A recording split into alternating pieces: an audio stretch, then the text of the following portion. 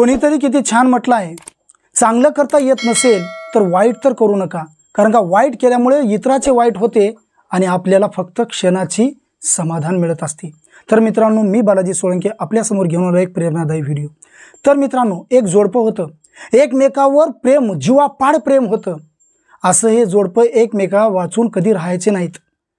तर त्या दोघांना लग्न होऊन 5 वर्षे गुजरून गेली, परंतु लेकरूबाळ होत नसल्यामुळे एकमेकावर ते वादविवाद करायचे, एकमेकावर नाराजी व्हायची। तेव्हा मग दोघांनी विचार केला की आता आपण काहीतरी उपाय केला पाहिजे। काय उपाय करता येईल? तेव्हा मग दोघांनी विचार केला की आपण अनाथ आश्रमामध्ये जाऊन एखादं गोंडस बाळ घेऊन यायचं। दोघांचा विचार ठाम झाला, निर्णय घेतला। दोघेही अनाथ आश्रमामध्ये आले आणि अनाथ आश्रमामधून एका छोट्याशा लहान गोंडस बाळाला त्यांनी आपलं दत्तक घेतलं। दत्तक घेतल्याच्या नंतर ते घरला आले, सुखासुखी त्या बाळासोबत राहू लागले, मस्तपैकी खेळू लागले, सुखामध्ये दिवस जात जाऊ लागले। परंतु ऋतू हवामानानुसार बदलतात, तशाच प्रकारे सुख क्षणभंगूर आणि दुःख आभाळा एवढे म्हटल्याप्रमाणे त्यांच्याही जीवनामध्ये असंच दुःख आलं आणि अचानक आजार अवस्थेमध्ये त्या बाईची तब्येत घसरली आणि ती मरण पावली। मरण पावल्याच्या नंतर हे गोंडस बाळ आता ठेवायचं कोणाकडं? मरण पावल्याच्या नंतर हे गोंडस बाळ आता कोणाच्या जबाबदारीवर ठेवायचं हा प्रश्न त्या माणसाच्या मनामध्ये होता, त्या व्यक्तीच्या मनामध्ये हा प्रश्न निर्माण झालेला होता, करायचं काय? परंतु त्याने आपल्या निरागस बायकोच्या चेहऱ्याकडे बघून त्या बाळाला आपल्याजवळ ठेवलं, कारण का त्या बाईनं एवढं प्रेम दिलेलं होतं, एवढं प्रेम केलेलं होतं त्या गोंडस बाळाला, कधीच कोणी एवढं प्रेम करत नव्हतं।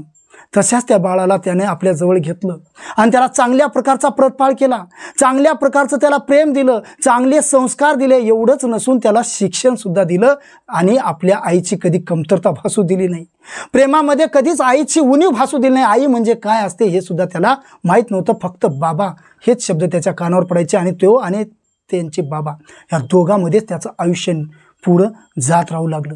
दिवसेंदिवस वाढत गेले, शिक्षण वाढत गेलं, मुलगा मोठा होत गेला, 12वी झाली, कॉलेजचं जीवन संपलं, डॉक्टर झाला। डॉक्टर झाल्याच्या नंतर बापाला सुद्धा आनंद झाला, माझा मुलगा डॉक्टर झाला, बरं झालं, माझा मुलगा डॉक्टर झाला। अशा प्रकारच्या आनंदामध्ये तो मलिन होऊ लागला।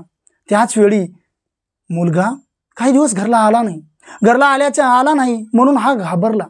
काय झाला असेल, कुठे गेला असेल हा विचार त्या म्हाताऱ्याच्या मनामध्ये घर करून होता।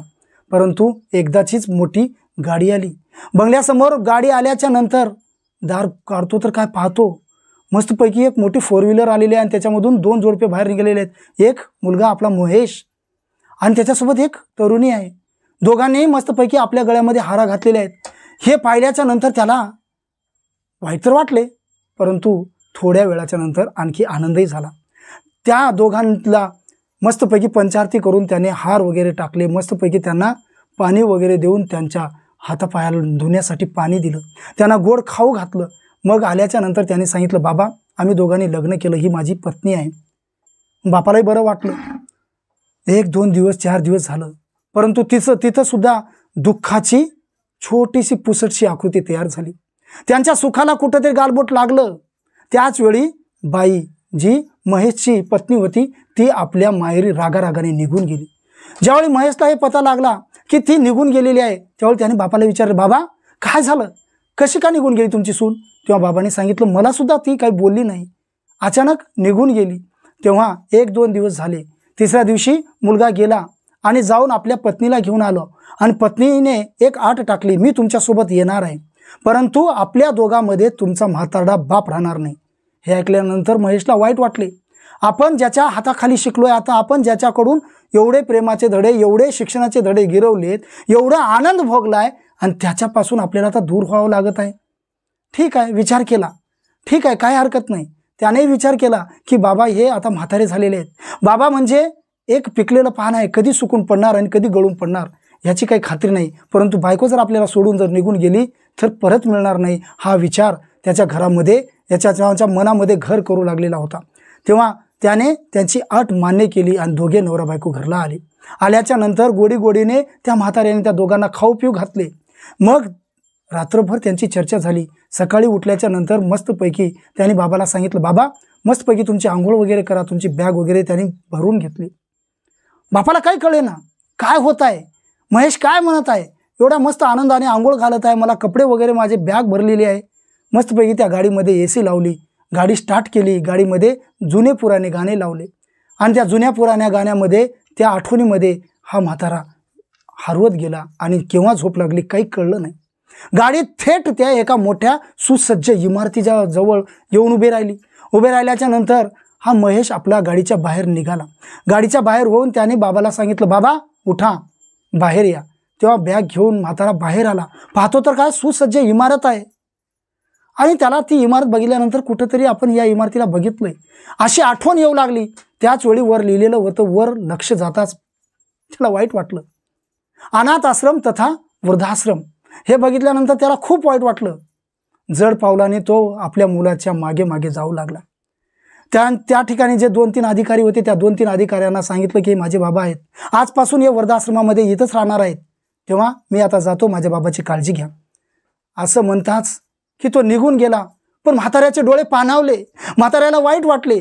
ज्याला आपण हाताचा पाळणा करून इतके दिवस घडवलो, संस्कार दिले, चांगले शिक्षण दिलं, लहानाचं मोठं केलं, पद दिलं, प्रतिष्ठा दिली, पैसा दिला, आपली काय चूक झाली याच विचाराने म्हातारा हा ग्रस्त झाला.